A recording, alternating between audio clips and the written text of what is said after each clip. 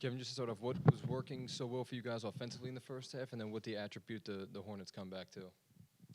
Say it again. I'm sorry. Yeah, just you guys got off to that hot start offensively in the first half. Just what was clicking for you guys so well? How many assists we ended up with? 33. We moving the ball. I think we moved the ball all night. Got good looks all night. And then that comeback they made in the second half, how much of that was them playing hard versus you guys taking the foot off the gas a bit?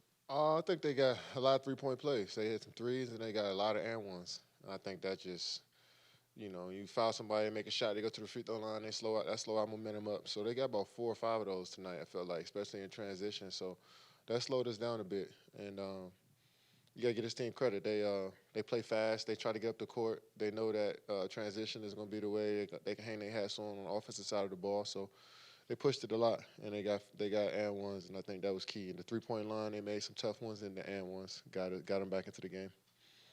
So you would attribute that more to kind of the make or miss nature of it, and them hitting some shots than, I don't know, natural human nature of you guys being up 20 something and maybe letting something slip after that. I mean, they pros. Like, I know we got high expectations for us, especially when we up, but you got guys that put numbers up on the board in the NBA before on that team, so we got to respect them for that as well. I know we should have kept the lead, but you still got to respect them as NBA players.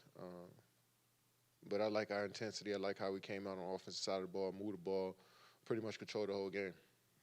Kevin, Steve Clifford was saying before the game that as far as preparation and passion for the game, the guy who you reminded him most of was Kobe.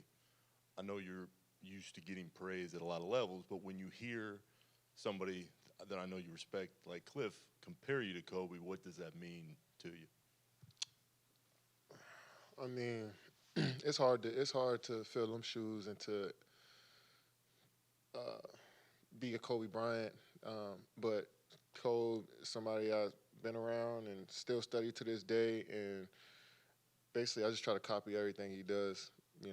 Same with Michael Jordan.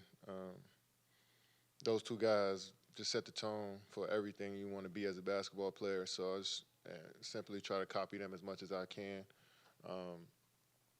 And I guess that showed to Cliff, and I enjoyed being around him a lot. We talked a lot about the game of basketball, so I'm sure he can hear it in my voice, how much I just enjoy that, dialogue about the game. So that's pretty cool to hear, man. I love Cliff.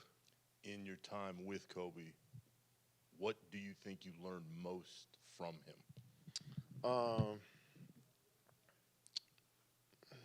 Really just don't be a crybaby. Like, I was at that age at 23 where I thought the world revolved around me, so and he was, I know we talk a lot about Kobe, he was real humble in how he approached the game, how he approached his teammates, just life in general. So I just learned just from watching his movements. Just, he was an example. He didn't say much, but he was an example just by how he moved. And I try to emulate, like I said, him and Mike are two dudes I emulate on and off the court, what they do. And it only make me better. Kevin, you guys went small late, and you had that possession where Kyrie came and set the screen. You dumped off the ball to him. He hit that mid-range jumper. Just what are the different possibilities when he comes and sets the screen on you as the ball handler?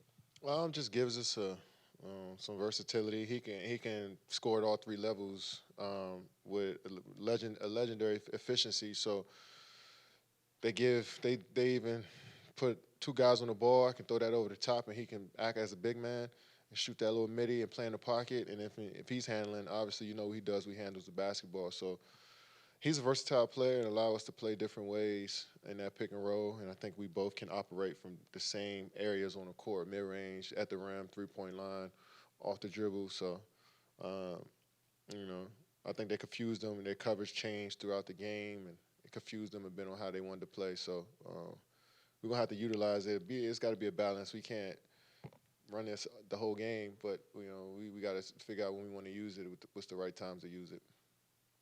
Katie, non-basketball related question. We got the Yankee show coming up next on Yes. What's your reaction to Aaron Judge's contract and him getting that?